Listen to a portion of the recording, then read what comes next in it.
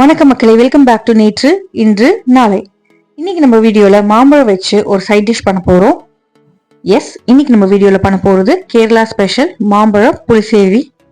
சூடான சாதத்துல போட்டு பிசைஞ்சு சாப்பிடும் போது இதோட டேஸ்ட் பாத்தீங்கன்னா உங்களை வேற எங்கேயோ கூட்டிட்டு போயிடும். அவ்வளோ டேஸ்டியா இருக்கும்.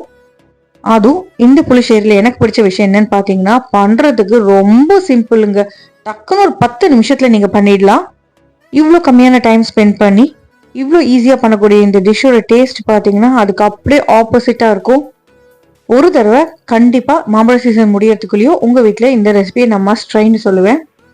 மாம்பழ புளிசேரின்னு எப்படி பண்ணுங்கிறத பார்க்கறதுக்கு முன்னாடி நம்ம சேனலுக்கு நீங்கள் ஃபர்ஸ்ட் டைமாக வரீங்கன்னா மறக்காமல் சப்ஸ்கிரைப் பண்ணுங்கள். இப்போ வாங்க வீடியோக்குள்ளே போகலாம்.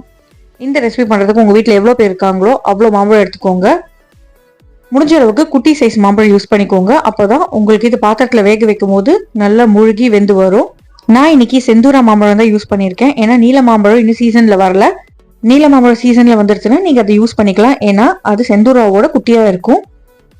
தோலெல்லாம் சீவிட்டு மாம்பழத்தை அப்படியே ஒரு பாத்திரத்துல போடுங்க. மண்பானை, கடாய் எது யூஸ் பண்ண போறீங்களோ அதுல சேர்த்துருங்க.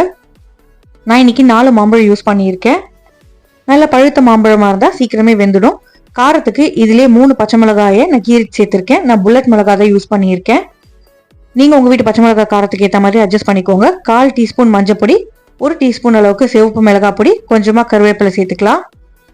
இப்ப இந்த மாம்பழம் முழுகிற அளவுக்கு தண்ணி சேர்த்துக்கோங்க. அப்போதான் வேக வைக்கும் போது மாம்பழம் எல்லா பக்கமும் வெந்து வரும். மூடி போட்டு வேக விட்டுருங்க. ஒரு கொதி வரும்போது நம்ம இதுல கொஞ்சமா வெல்லம் சேர்த்துக்கலாம். இந்த டிஷ்ல பாத்தீங்கன்னா எல்லா மேஜர் டேஸ்டும் வருங்க. உப்பு, புளிப்பு, இனிப்பு, காரம்னு எல்லாமே வரும். காரம் பாத்தீங்கன்னா மிளகாய் பொடி மிளகாயிலேருந்து வரும். உப்பு நம்ம ஆஸ் யூஷுவல் சேர்த்துக்கிறோம். புளிப்பு பாத்தீங்கன்னா மாம்பழத்துலேருந்து வரும். இனிப்பு பாத்தீங்கன்னா மாம்பழம் வெள்ளத்துலேருந்து வரும். இப்ப தேவையான அளவுக்கு உப்பு சேர்த்துட்டு நல்லா கலந்து விட்டுருங்க. இது அப்படியே மூடி போட்டு கொதிக்க விட்டுருங்க. அப்பப்போ திறந்துட்டு நீங்க கிளறி மட்டும் விடுங்க. அப்பதான் மாம்பழம் எல்லா பக்கமும் வெந்து வரும். நல்லா கொதிச்சு மாம்பழம் சாஃப்ட் ஆகி இந்த ஜூஸ் எல்லாம் பாத்தீங்கன்னா அப்படியே மாம்பழத்தை கோட்டாகி வரணும். அது வரைக்கும் நம்ம கொதிக்க விட போறோம். மாம்பழத்தோட ஃபிளேவர் எல்லாம் பாத்தீங்கன்னா இந்த தண்ணியில இறங்கியிருக்கும். இந்த தண்ணியோட ஃபிளேவர் எல்லாமே மாம்பழத்துக்குள்ள இறங்கியிருக்கும். மாம்பழத்தை அப்படியே குத்தி பாத்தீங்கன்னாலே தெரியும் வெந்துருத்தா இல்லையான்னு. வெந்தாலுமே உங்களுக்கு இந்த தண்ணி கோட்டாய் வரும்போது தாங்க ஃபிளேவர்ஃபுல்லா இருக்கும். இப்ப நீங்க மண் பானை இல்லைன்னா எவர்சில்வர் பாத்திரத்துல பண்றீங்கன்னா மாம்பழம் சூட்டுக்கு என்ன ஆகும்னா கீழே பேஸ்ல ஒட்டும். அதனால அப்பப்போ அதை எடுத்து விட்டுட்டே இருங்க. மாம்பழம் நல்லா வெந்து திக்காரத்துக்குள்ளேயும் நம்ம அரவை ரெடி பண்ணிடலாம். பிரெட் ஜார்ல 1 கப் அளவுக்கு தேங்காய், 1 டீஸ்பூன் அளவுக்கு ஜீரகம், 1/4 டீஸ்பூன் அளவுக்கு கருப்பு மிளகு சேர்த்துட்டு நல்லா நைஸா அரைச்சுக்கோங்க. நீங்க தண்ணி சேர்த்தே அரைச்சுக்கலாம். முடிஞ்ச அளவுக்கு கம்மியா தண்ணி சேர்த்து அரைச்சுக்கோங்க. இல்லைன்னா புளிசேரி பாத்தீங்கன்னா ரொம்ப தண்ணி ஆயிடும்.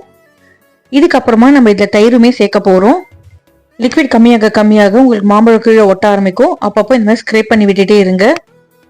இப்போ ஓரளவுக்கு நல்லா திக்கா எடுத்து நம்ம அரைச்சி வச்சிருக்க இந்த தேங்காய் விழுதை இதுல சேர்த்துக்கலாம். தேங்காய் ரொம்ப நேரம் கொதிக்க விடக்கூடாதுங்க. ஜஸ்ட் அப்படியே மிக்ஸ் பண்ணி விட்டுட்டு ஒரு 2 to 3 மினிட்ஸ் கொதிக்க விட்டா போதும். தேங்காய் ஜீரகத்தோட பச்சை வாசனை கொஞ்சம் கம்மியாகணும். அதுக்கு தான் கொதிக்க விடுறோம். ஒரு 2 கொதி வந்ததுக்கு அப்புறமா நல்லா பீட் பண்ண தயிரை இதுல சேர்த்துக்கணும். எவ்வளவு கொதிக்க விடணுமோ அதை இப்பவே கொதிக்க விட்டுக்கோங்க. தயிர் சேர்த்ததுக்கு அப்புறமா நம்ம கொதிக்க விடக்கூடாது. ஜஸ்ட் சூடு ஏறினதுக்கு அப்புறமா அடுப்பு ஆஃப் பண்ணிடணும். இல்லைன்னா உங்களுக்கு வைக்க வைக்க புளிசேரி புளிக்க ஆரம்பிச்சிடும். தயிருமே திரிஞ்சிடும். தயிரை சேர்க்கறதுக்கு முன்னாடி நல்லா பீட் பண்ணிக்கோங்க. 1 கப் அளவுக்கு தயிரை நல்லா பீட் பண்ணிட்டு நான் இதுல சேர்த்துக்கிறேன். எப்பவுமே எந்த டிஷ்ல தயிர் சேர்த்தாலுமே ஃப்ளேமை லோக்கு மாத்திட்டு அதுக்கப்புறமா தான் தயிர் சேர்க்கணும். தயிர் சேர்த்ததுக்கு அப்புறமா ஜஸ்ட் கலந்து விட்டுட்டு அப்படியே அந்த லைட் பாயில் வர ஸ்டேஜ்லயே நீங்க அடுப்பு ஆஃப் பண்ணிடுங்க. அப்பதான் தயிர் பிரியாம இருக்கும். அதே மாதிரி புளிப்பு கம்மியா இருக்கிற தயிர் யூஸ் பண்ணிக்கிட்டீங்கன்னா டேஸ்டியா இருக்கும். இப்ப அடுப்பு ஆஃப் பண்ணிட்டு நம்ம தாளிப்பு கொடுத்துக்கலாம். தாளிக்கிறதுக்கு கட்டாயம் தேங்காய் எண்ணெய் தான் யூஸ் பண்ணுங்க. அப்பதான் அந்த ஆத்தென்டிக் ஃபிளேவர் வரும். ஒரு கடாயில தாராளமா கொஞ்சம் தேங்காய் எண்ணெய் சேர்த்துட்டு எண்ணெய் சூடானதுக்கு அப்புறமா 1/2 டீஸ்பூன் கடுகு சேர்த்துக்கலாம். கடுகு வெடிக்கட்டும். கடுகு வெடிச்சதுக்கு அப்புறமா இதுலயே ஒரு சிட்டிகை அளவுக்கு வெந்தயம் சேர்த்துருங்க. 1/4 டீஸ்பூன் அளவுக்கு ஜீரகம் சேர்த்துக்கலாம். ஜீரகம் நல்லா பொரியட்டும். பொரிஞ்சதுக்கு அப்புறமா காஞ்ச மிளகாயை உடச்சி சேர்த்துக்கோங்க. 2 காஞ்ச மிளகாய் சேர்த்திருக்கேன். கடைசியா வாசனைக்கு கொஞ்சமா கருவேப்பிலை சேர்த்துட்டு இந்த சூடான தாளிப்பை நம்மளோட புளிசேரியில சேர்த்துடணும்.